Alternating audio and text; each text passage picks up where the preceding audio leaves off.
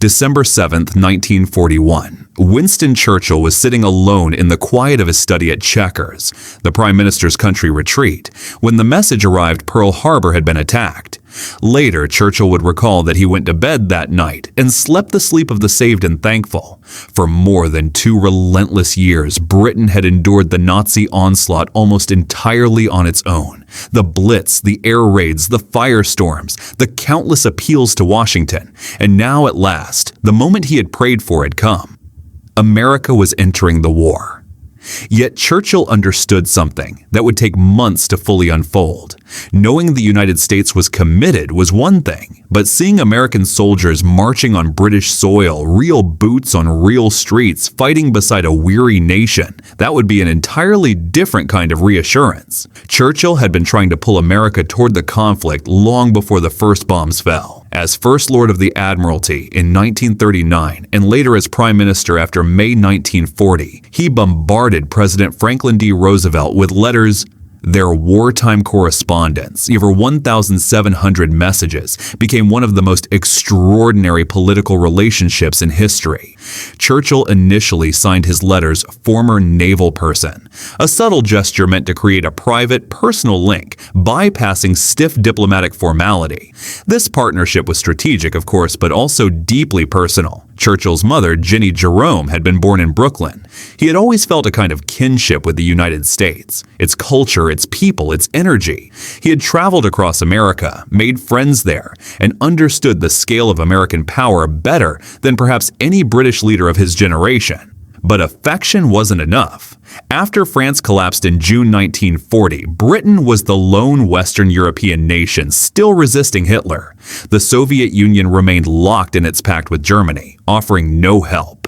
Churchill knew that Britain required not only American food and weapons, but eventually American soldiers.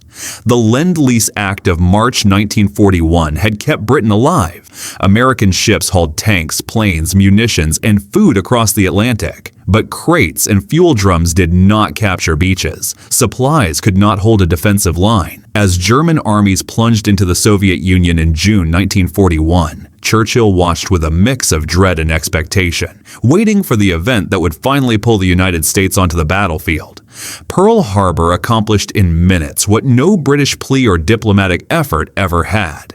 The next day, December 8th, the U.S. declared war on Japan. 3 days later, Germany and Italy declared war on America. Churchill immediately arranged to sail to Washington. He arrived on December 22nd, staying through the holidays, planning strategy, aligning priorities, shaping an alliance that would have to carry the world to victory. But high-level strategy in Washington was still theoretical. The genuine turning point would be the day American troops began stepping onto British shores. That day came on January 26, 1942, when the first U.S. units reached Northern Ireland. They were small in number, the vanguard of what would soon become a tidal wave. More troops followed throughout spring and summer.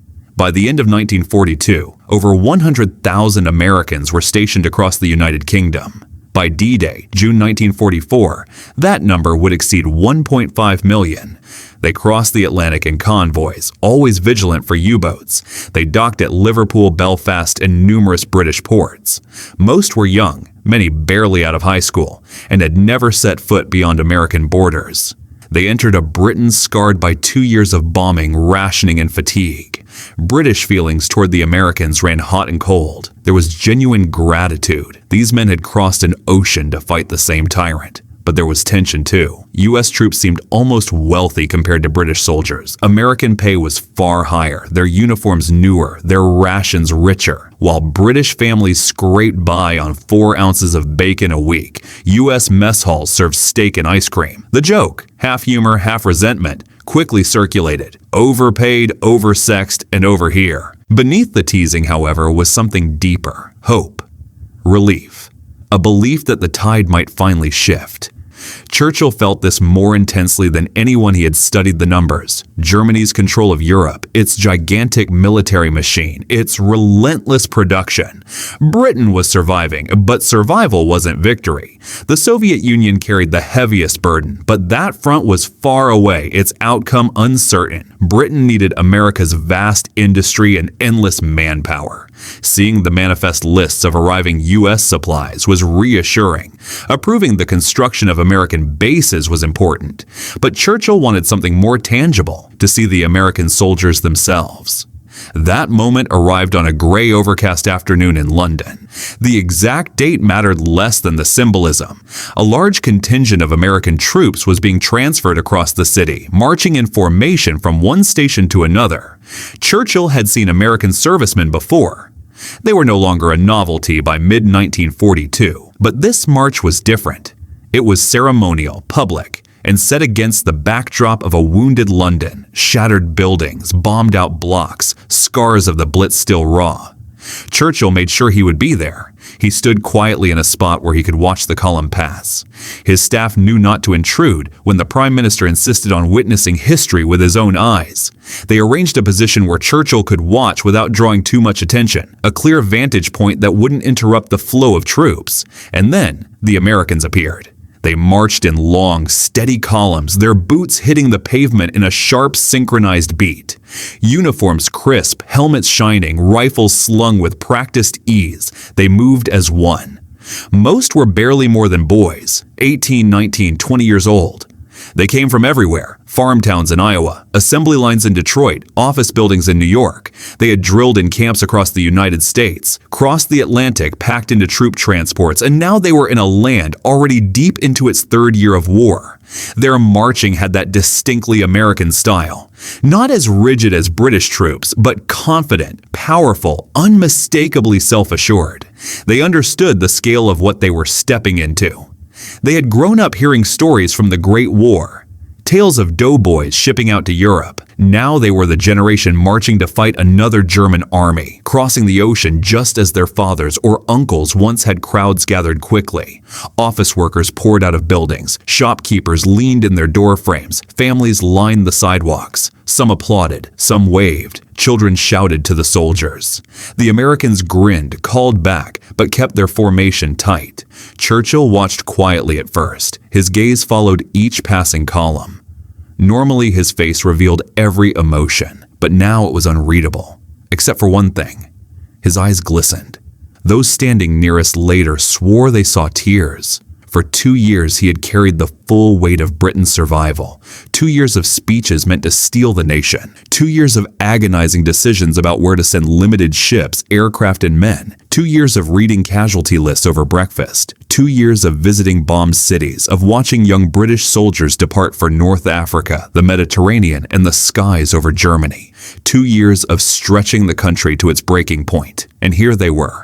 The Americans. Thousands on the streets of London with hundreds of thousands more on the way. The raw military strength of an entire continent finally arriving to join the battle. Someone beside Churchill whispered a question. "Prime Minister, what do you make of them?" He didn't answer immediately. He kept watching the troops march past. When he did speak, his voice was low, thick with emotion built over those long, isolated years. "When I see these young men," he said, "I know we are going to win this war." The words were simple, almost stark, yet they hit with enormous force. Churchill was not a man prone to naive optimism. He knew exactly how brutal the coming years would be. The invasion of France was still far off. The Battle of the Atlantic raged daily. North Africa was undecided. Stalingrad hung by a thread. But watching American soldiers stride through a capital that had survived the Blitz, Churchill allowed himself to feel victory not as a hope, but as a certainty. He continued, his voice rising with that famous Churchill cadence, each phrase building on the one before it. "They are so young, so strong, so confident," he said as another company passed. "Look at them. They have crossed 3,000 miles to stand with us. They have come to fight for freedom, for civilization, for everything we have defended alone." His tone hardened.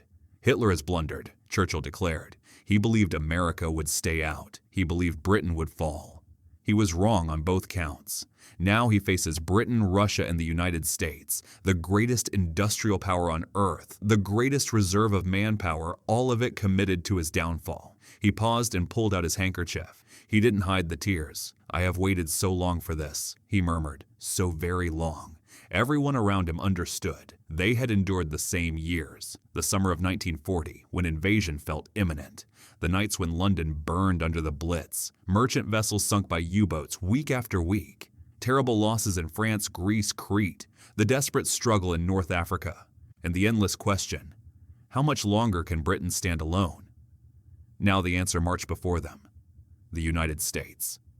They represented more than armies or weapons. They were the living proof that Churchill's vision of an Anglo-American partnership had been right all along his letters to Roosevelt, his appeals for unity, his belief that the English-speaking nations would stand together. All of it was now being realized in the most visible, irrefutable way possible. As Churchill watched, his emotional mood shifted toward analysis. His instinct for strategy returned.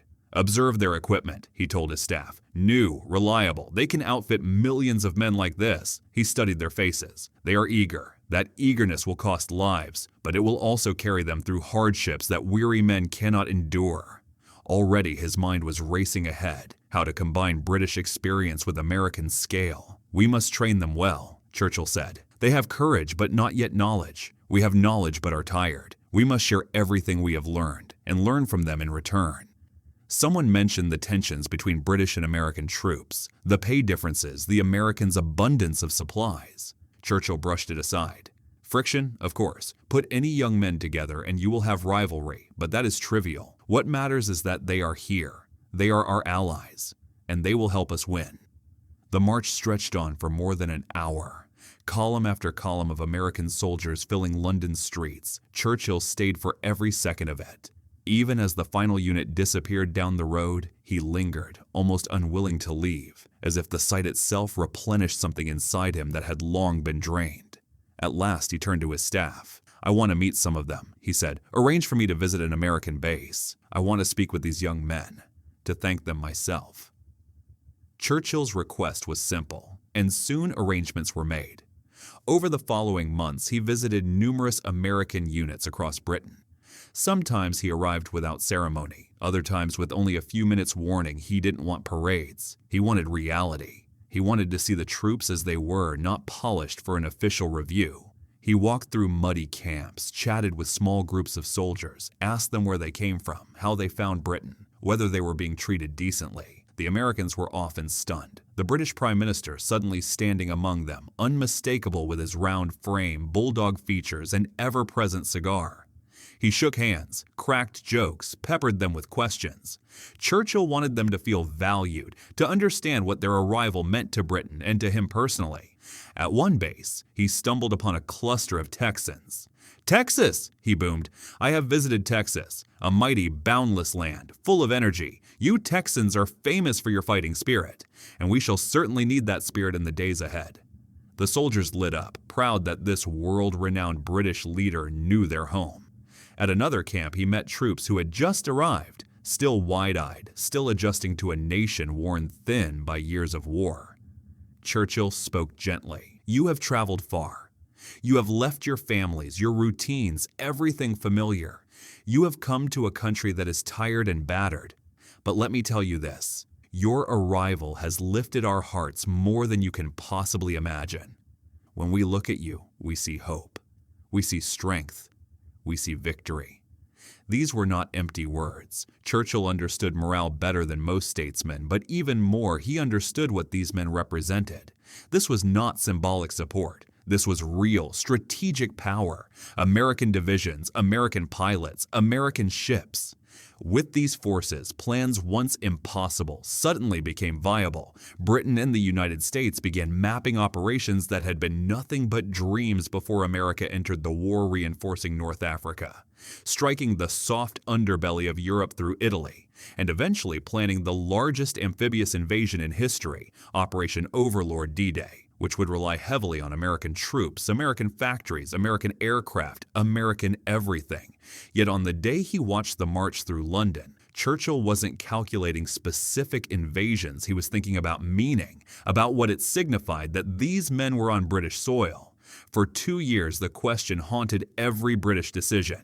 Can we truly win, or are we merely delaying defeat? The Americans answered that question. Yes, Britain could win, not alone, but with partners. American industry, Soviet manpower, British endurance. Together, they could defeat Nazi Germany. In his famous Dunkirk speech of June 1940, Churchill had thundered, "We shall fight on the beaches. We shall never surrender." Magnificent words, but words fueled mostly by willpower, not certainty. Now, watching the Americans march, he felt something new. Certainty itself. He could finally add the missing line. And we shall win. Of course, the Anglo-American alliance wasn't free of friction. Strategic disagreements erupted. Churchill favored striking Germany through Italy and the Balkans, while General George Marshall pressed for a direct cross-channel assault. There were disputes over command authority, and plenty of cultural clashes between British and American troops, jokes, competition, occasional brawls. But beneath all that noise lay the fundamental truth. Churchill recognized that day. America was fully in the war. And that changed everything. The young Americans marching through London would go on to fight in North Africa, Sicily, Italy, France, and deep into Germany itself. Many would never return. American casualties in Europe would surpass 300,000, with more than 100,000 dead. They would spill blood at places that would become etched in history. Omaha Beach, the Battle of the Bulge, Hurtgen Forest, the Rhine crossing. They would fight, and they would win, alongside British, Canadian, French, Polish, and other Allied forces, while the Soviet armies crushed Germany from the east. The war would rage on for nearly 3 more years, brutal and unforgiving, but its outcome had effectively been decided the moment America committed its full strength. Churchill sensed this instantly. Standing there as the Americans passed, he felt the emotion surge, a mix of joy, gratitude, and immense relief. Relief that the unbearable burden he had carried for 2 years would now be shared. Relief that Britain no longer stood alone. Relief that victory was no longer an act of faith, but a realistic, attainable goal. After the war, Churchill returned again and again to the idea of Anglo-American partnership.